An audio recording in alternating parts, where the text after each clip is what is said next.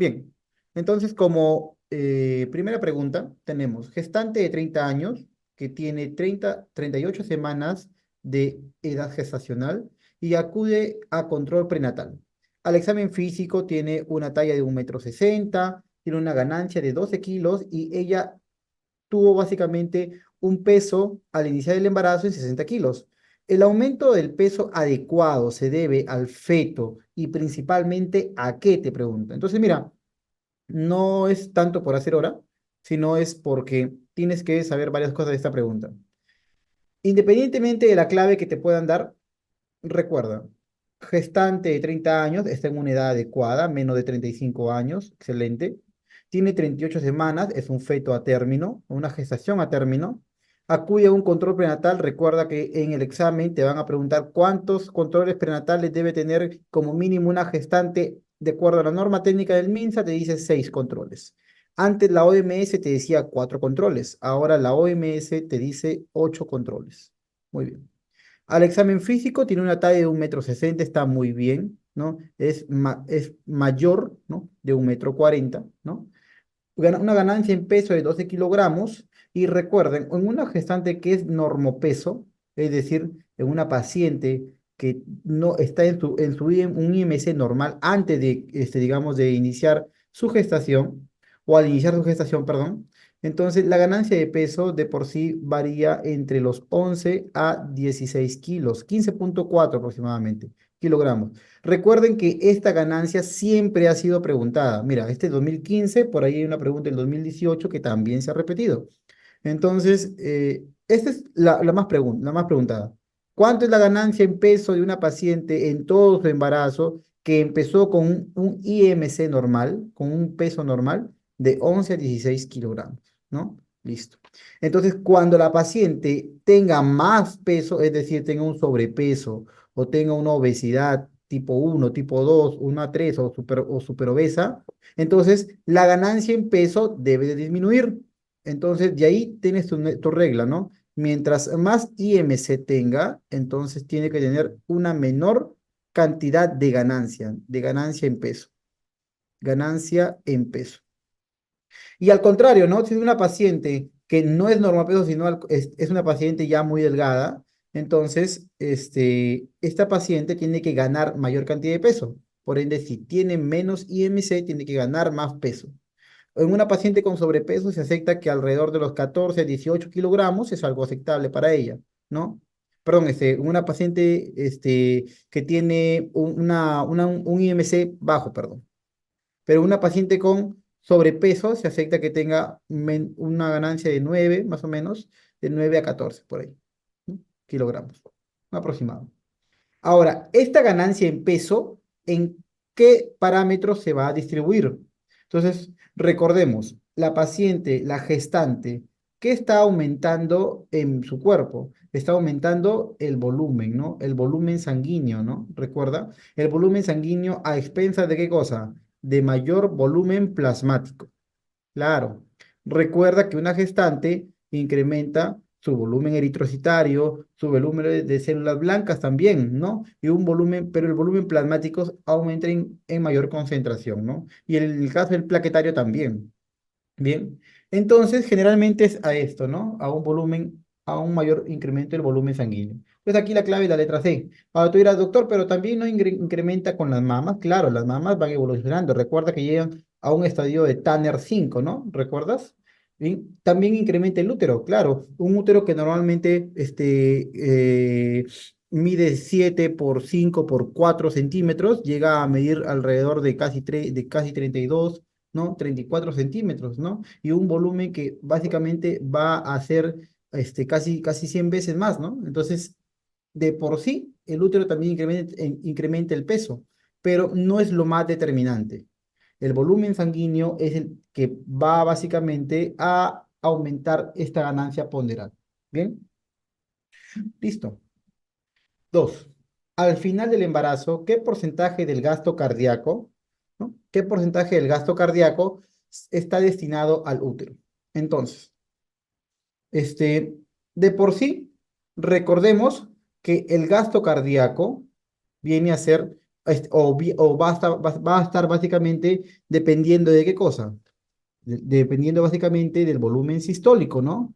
Del volumen sistólico y de la frecuencia cardíaca, ¿no? Del volumen telesistólico. Entonces, recordemos que normalmente un gasto cardíaco en una persona que tiene un 70 latidos por minuto y sabiendo que inyecta 70 cc, ¿no? Por cada bombeada del corazón, entonces esto básicamente me va a dar un gasto cardíaco de aproximadamente 5 litros por minuto. Eso es lo aproximado, ¿no? Es un gasto cardíaco normal. Pero en la gestante no es así, porque recuerden qué está pasando con la gestante, está incrementando mayor su volumen y aparte también está incrementando ¿qué cosa? Su frecuencia cardíaca. Recuerden que las pacientes gestantes tienden a hacer una taquicardia, ¿no? Pero que en ellas es algo normal, ¿bien? Por ende, el gasto cardíaco va a aumentar. Y este gasto cardíaco al final va a tener que ser distribuido. ¿En qué órganos se distribuye el gasto cardíaco en una gestante o básicamente en una paciente gestante, ¿no? Uno en el útero, ¿no? Ahí está, en el útero. Otro en la parte del corazón. Otro en la parte del cerebro, ¿no? Y otra también, aunque digamos, soy irrelevante en el medio intravascular, ¿no? Entonces, de toda la cantidad de porcentaje, aproximadamente el 18 a 20%, ¿no? 18, perdón, el 18%, va a estar destinado básicamente a lo que es el gasto cardíaco, el porcentaje que se va a irrigar al útero, ¿no? Esto varía, ¿no? De acuerdo a algunas bibliografías, ¿no? Algunos se consideran 20%, otros se consideran 15%. Para este año, del año 2016, consideraron como clave el 15%, ¿no? Entonces, aquí la clave correcta es la letra E, pero eso va a depender de la bibliografía que uno revisa, ¿no? Por lo general consideran 15, 18%, ¿no? Algunos también lo consideran hasta 20%. Es una pregunta bastante que está cercana a los porcentajes. Bien, siguiente pregunta. Gestante de 9 semanas, asintomática, que presenta secreción vaginal de consistencia fluida, color blanco, localizado en zonas de declive de la vagina, en ese caso en el fornix posterior. ¿Cuál es el diagnóstico? Entonces, recuerda, ahí está tu útero, ¿no? Es el útero de una paciente. Y recuerda que tienes tres fondos de sacos, ¿no? El fondo de saco anterior, el fondo de saco posterior, que siempre es el más profundo, y si es que lo veo yo, digamos, frontalmente, tengo al fondo de saco lateral, ¿no? ¿Te acuerdas? Entonces, esos son los tres fondos de saco. El fondo de saco anterior es donde se coloca el traductor cuando uno hace una ecografía. El fondo de saco posterior, que es el fondo más declive, es también llamado el fondo de saco de Douglas. Fondo de saco de Douglas. Bien. Y esto es importante porque como es el más declive, entonces cuando hay alguna hemorragia, es allí donde se van a depositar básicamente ese líquido, ¿no? En este caso el sangrado. Bien. Entonces, si me dicen que una paciente de 9 semanas que no tiene nada de síntomas y solamente viene a la emergencia, todavía te dicen a veces, porque tiene un flujo y es un flujo blanquecino, entonces las gestantes, ¿no? El 70% de las gestantes van a tener un flujo normal.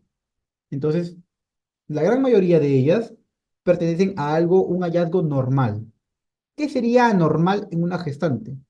Que yo, por ejemplo, vea que la paciente está presentando unas características diferentes a un flujo normal, que sería un flujo blanquecino, grumoso, ¿no?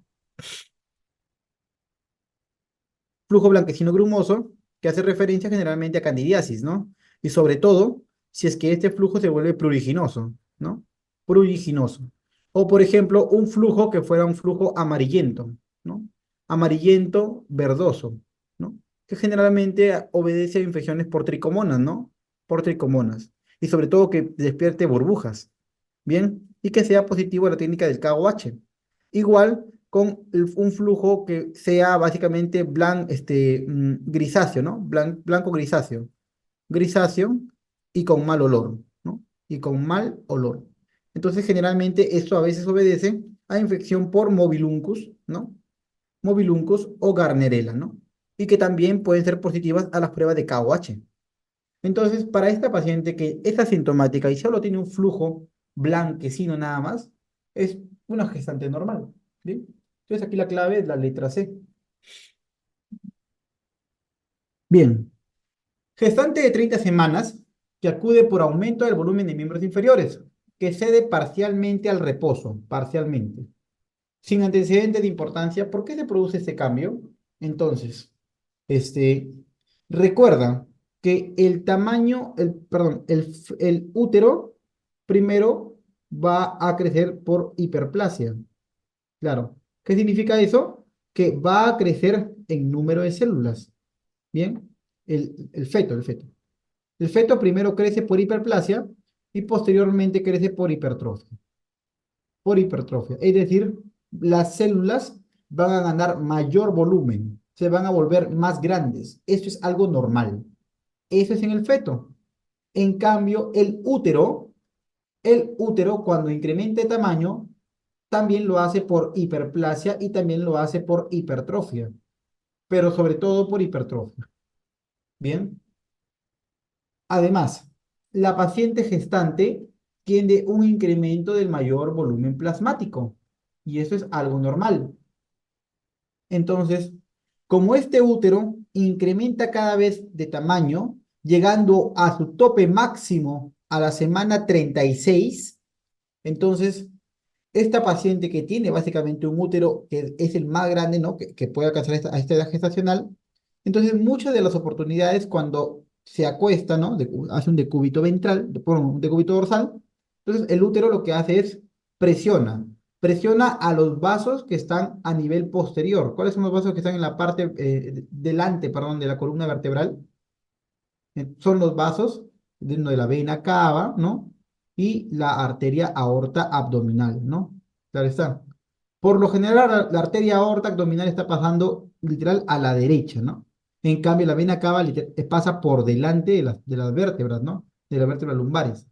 Entonces, cuando hay una presión de este feto con este útero y con su volumen de líquido amniótico, ¿no? Entonces, todo esto compresiona a la vena cava, lo que hace que el flujo que está retornando por la vena cava disminuya, ¿no? O sea, haya un enlentecimiento y por ende los miembros inferiores, entonces, tienden a hacer estasis, ¿no? Una estasis básicamente del retorno venoso. Entonces, eso es una de las explicaciones que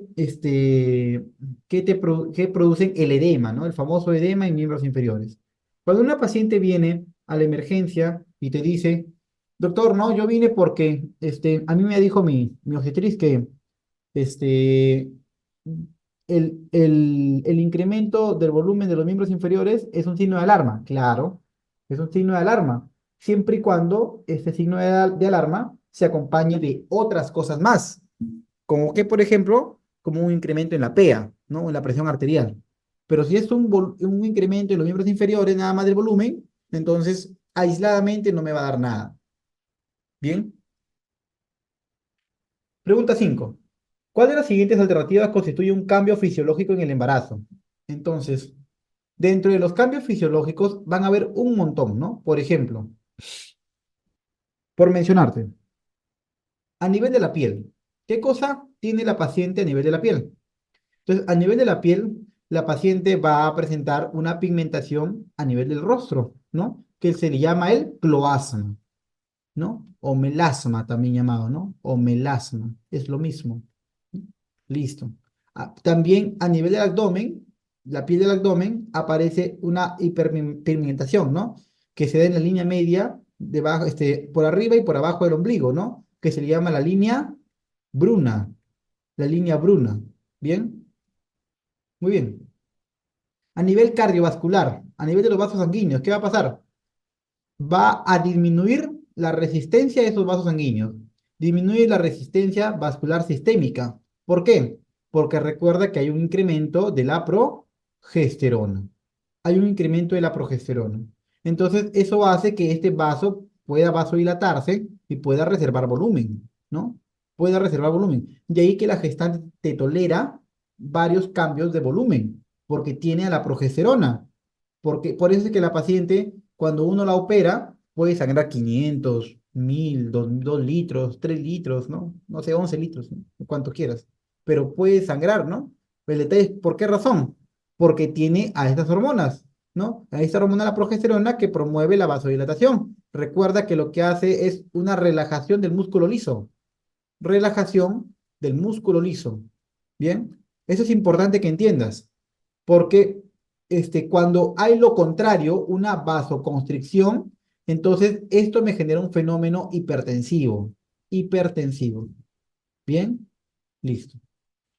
Además, va a haber un incremento del gasto cardíaco, un incremento del volumen plasmático, un incremento de la masa eritrocitaria, va a haber un incremento, o sea, del glóbulo rojo, mejor dicho, va a haber un incremento, ¿no? De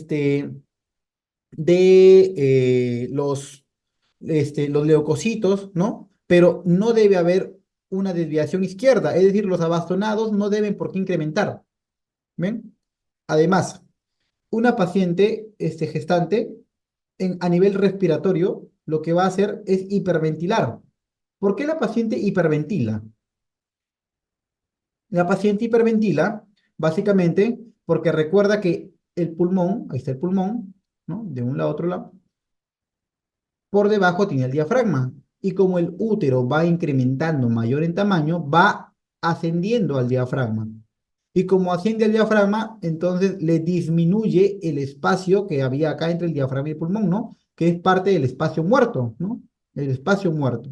Entonces disminuye el espacio muerto anatómico y posteriormente fisiológico, disminuyendo el volumen residual y haciendo que básicamente la paciente tenga menor cantidad para expandir sus pulmones. Entonces, eso hace que la paciente compense. Y la forma como compensa es hiperventilando. Tiene que hiperventilar. Bien, al hiperventilar, entonces va a barrer el CO2. Es por eso que, que las presiones de CO2, ¿no? En el alveolo están disminuidas. Y como el CO2 disminuye, recuerda, ¿cuál era tu fórmula del pH? El pH es igual a qué cosa que tienes tu famosa mnemotecnia, ¿no? Al riñón sobre pulmón. Claro.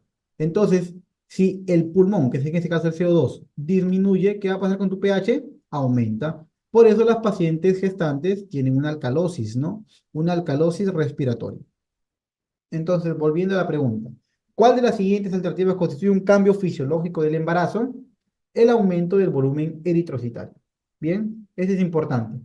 ¿Aumentará la creatinina en la sangre de la paciente? No. ¿Por qué? Porque si incrementa el volumen plasmático, entonces, el volumen plasmático total, entonces también va a incrementar el volumen plasmático que va a pasar por la arteria renal.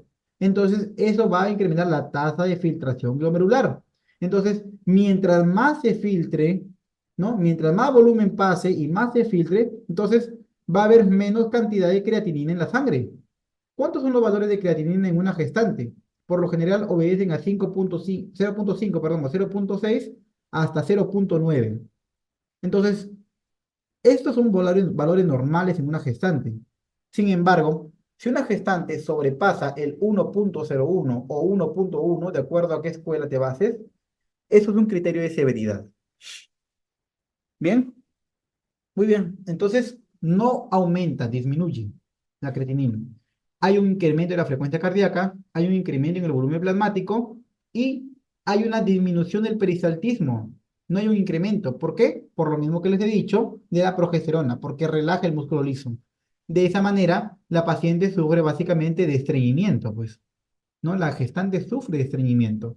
Y además, también la paciente gestante sufre de reflujo gastroesofágico, ¿no? Gastroesofágico. Bien. Dentro de las modificaciones fisiológicas del embarazo, perdón, en el embarazo se observa qué cosa. ¿Vamos a observar acidosis? No, pues lo que hemos dicho, vamos a observar más bien alcalosis, un incremento del pH. Bien, ¿hay un incremento del gasto cardíaco? Claro que sí. Diátesis hemorrágica con hemoconcentración o incremento del vaciamiento. O sea, ¿la paciente se va a desangrar más? ¿La paciente va a hemoconcentrar? No, va a hemodiluir. Hemodiluir. Entonces, y dirás, pero usted me dijo, doctor, hace rato que incrementaba el volumen eritrocitario. Claro. Entonces deberíamos concentrar, claro, pero incrementa más el volumen plasmático. Por ende es que hemodiluye. Y de ahí está la anemia dilucional, ¿no? La anemia dilucional. Diátesis hemorrágica. ¿Habrá una diátesis? No, pues, porque recuerda que el embarazo es un estado protrombótico. protrombótico. Bien, no te olvides. ¿Hay un incremento del vaciamiento gastrointestinal? No, pues más bien al contrario, disminuye, ¿no? El vaciamiento, ¿no? Bien, por eso el peristaltismo bajo. Entonces la clave, la letra B, incremento del gasto cardíaco. ¿Durante qué semana de edad gestacional aparece el riñón definitivo? Hagamos un breve resumen. Si te preguntan cuál es el primer órgano en formarse, entonces a la cabeza. Tu cerebro, no, no es el cerebro, es el tubo neural, sino que para que lo recuerdes te coloco al cerebro. Es el tubo neural, ¿bien? Y luego de eso al corazón, al bobo. Claro está. Recuerda que el sistema más importante en el embrión son el sistema nervioso central, el sistema cardiovascular y la glándula suprarrenal. La glándula suprarrenal son los órganos más importantes. Bien, el sistema nervioso central empieza a formarse a partir de la tercera semana aproximadamente, igual que el sistema cardiovascular, tercera semana. El resto del sistema se forma alrededor de la cuarta semana. Bien, es decir, si a ti te preguntaran en qué semana se forma el estómago, ya, no lo dudes, cuarta. ¿En qué semana se forma el diente? Igual, cuarta semana. ¿En qué semana se forma el pulmón?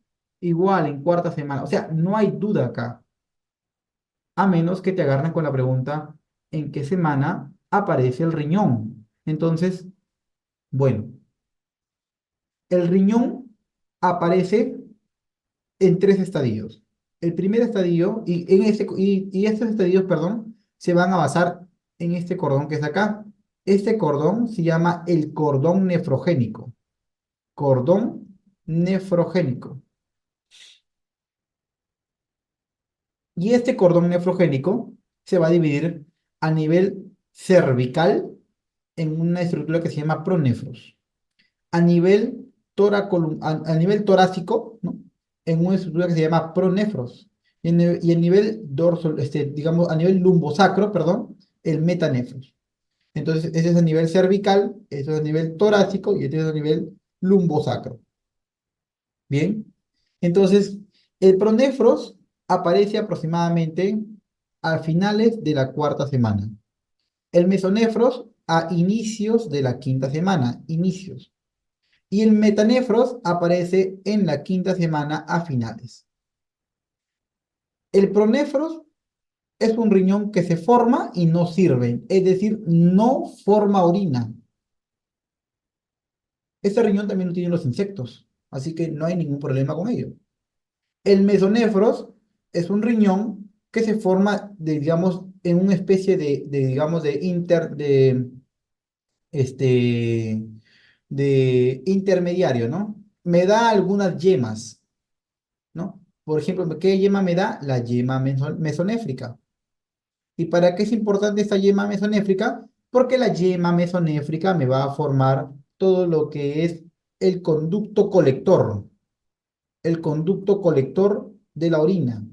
Entonces, todo lo que viene a ser, por decirlo así, el desagüe, ¿no? Es decir, la pelvis renal, el uréter, ¿no? Los cálices renales, ¿no? Todo ello. Entonces, todo ese sistema colector lo forma la yema mesonéfrica.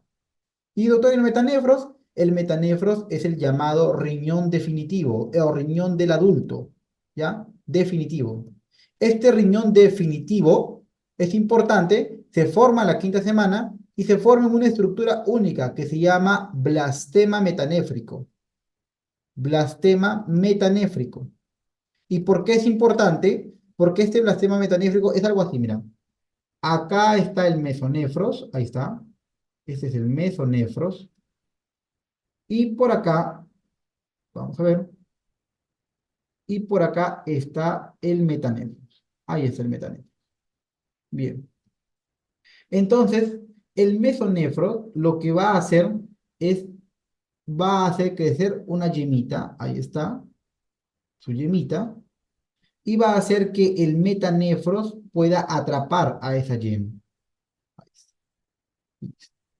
Y esto es lo que posteriormente, como tú ya te vas a estar dando cuenta, es lo que va a formar el sistema colector, ¿está? está tu sistema colector, y el metanefro me va a formar el parénquima renal. El parénquima renal. Entonces, por ahí puede venir una pregunta. ¿De dónde deriva el corpúsculo de Malpighi? ¿No? Entonces, ¿de dónde va a derivar? Básicamente del metanefros. ¿De dónde va a derivar la cáliz renal, la pelvis renal? La pelvis renal deriva del mesonefros, ¿no? Como eso rojito que estás viendo. ¿De dónde deriva el uréter del mesonefros? ¿De dónde deriva, una pregunta más difícil, el túbulo contorneado proximal del mesonefros? Porque también es parte del parénquima, pues. Bien. Y todo esto es a la quinta semana. A la quinta semana. Por ende, la clave aquí, ¿no? La clave aquí es justamente esto, 7A. ¿Bien? Muy bien. ¿Y cuándo nosotros decimos que es un riñón maduro? Cuando este riñón forma orina, ¿no? Forma orina. Bien. En la eritropoyesis fetal, la producción de la hormona eritropoyetina. Entonces, recuerda que cuáles son los órganos hematopoyéticos, ¿no? Y por ende, de la eritropoyesis fetal. Entonces, el primer órgano es el saco vitelino. Es el saco vitelino. El segundo órgano es el vaso, ¿no? ¿No? Y el tercer órgano es el hígado fetal. Hígado fetal. ¿Bien? Ese es importante que lo recuerdes. Generalmente por trimestres, ¿no? Por trimestres. ¿Bien? El que es por excelencia el órgano de la eritropoyesis es en un primer inicio el saco vitelino y luego es reemplazado por el hígado fetal como en mayor excelencia. Entonces, la eritropoyesis, básicamente, en un inicio puede darse en el saco vitelino y después se va a dar en el vaso y en el hígado fetal. Entonces, no nos debería sorprender que en el hígado fetal hayan células que justamente tengan este origen, ¿no? Monocitario, ¿no? Porque estas células van a producir la eritropoyetina, ¿no? Esa es su función. La ecografía reveló que el feto tenía bien desarrolladas las regiones facial y torácica, pero que las estructuras caudales eran anómalas. No tenía riñones ni vértebras lumbares y sacras. Las piernas estaban fusionadas. ¿Qué me está dando a entender digamos, esta pregunta? Que el bebito, ¿no? O el fetito tiene su carita normal, ¿no? Tiene su cuello probablemente está bien, el tórax también está bien, ¿no? Ahí está. Pero dice que no tenía riñones ni vértebras lumbares, o sea, tiene agenesia renal, ¿no? Y las vértebras lumbares tampoco ya estaban, no habían vértebras lumbares, nunca habían, ¿no? Y tampoco sacras, y las piernas todas estaban fusionadas, todo era uno solo, ¿no? Todo era uno solo. Entonces, ¿qué está fallando aquí? La diferenciación de la parte inferior.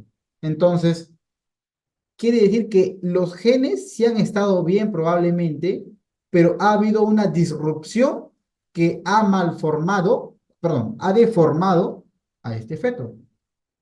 Entonces, estas disrupciones, cuando yo tengo un feto que en un inicio era normal, entonces, por lo general se forman en estadios tardíos. Es decir, ¿no? Si la mutación o la alteración ha sido en el huevo o cigote, entonces todo el producto sale mal, todo, todo. Si la alteración ha sido cuando es mórula, también todo el producto sale mal. Cuando la alteración ha sido cuando es blastocisto, en el blastocisto ya hay un disco bilaminar. Entonces, la placenta puede que salga mal, el bebito normal a veces, o el bebito está mal, ¿no? Pero cuando la alteración es en la gástrula, ya hay un disco trilaminar, ya son tres capas. Entonces, la alteración puede chocar en alguna de esas capas. En ese caso, la capa más alterada aquí para esta pregunta es el mesodermo. Por ende, ¿no? Generalmente, cuando yo tengo pacientes que fenotípicamente han estado formados, pero hay alguna disrupción en su cuerpo, entonces esta alteración ha ocurrido en el periodo de gastrulación. ¿Esto cuándo se ve más? Cuando, por ejemplo, son los bebés siameses, ¿no? Los fetos siameses, los fetos que se unen por el tórax, ahí están, ¿no? Por el tórax, ¿no? ¿Por qué razón tú dirás? Porque en un embarazo gemelar siamés, la alteración es en la gástrula, pues. La alteración es en la gástrula. Claro, los siameses se producen justamente por eso, porque la alteración se produce después del día 14 y la gástrula se genera aproximadamente en el día 21, entonces puede ser, está dentro de ese límite, después del día 14. Bien, no te olvides de esto. Se considera un feto maduro cuando principalmente ha alcanzado la madurez anatómica funcional. ¿En qué sistema? En el sistema nervioso. No, pues en el sistema nervioso la alcanza todavía a los 5 años de edad, 5 8 años. Y eso, en la piel, no. La piel pasa por varios estadios, piel de una capa, piel de dos capas, piel de 5 capas, que es la definitiva, ¿no? Pero esto no me dice si es un feto maduro o no. Los pulmones, no, pues los pulmones, la madurez y teórica es a las 34 semanas. ¿Sí? Entonces, ahí no se habla de un feto, dice un feto maduro, ¿no? Me refiero en la parte o sea, en la parte respiratoria sí, ¿no? Pero en la parte de la madurez anatómica, ¿no? Entonces, cuando nosotros decimos que es un feto maduro, cuando el feto básicamente su riñón está funcionando de forma adecuada, ¿no? Entonces hay que tener en cuenta bastante eso. Otra cosa, este, es cuando nos dicen prematuridad, ¿no? Cuando uno dice prematuridad, ¿cuándo es un feto prematuro, ¿no? Es aquel feto que está antes de ¿cuántas semanas? De las 37 semanas. Ese es un feto prematuro. Doctor, mi bebito tiene 36 semanas, 6 días. Igual es prematuro. ¿No? Igual es prematuro. Está antes de ese corte, ¿no? De ese corte, de 37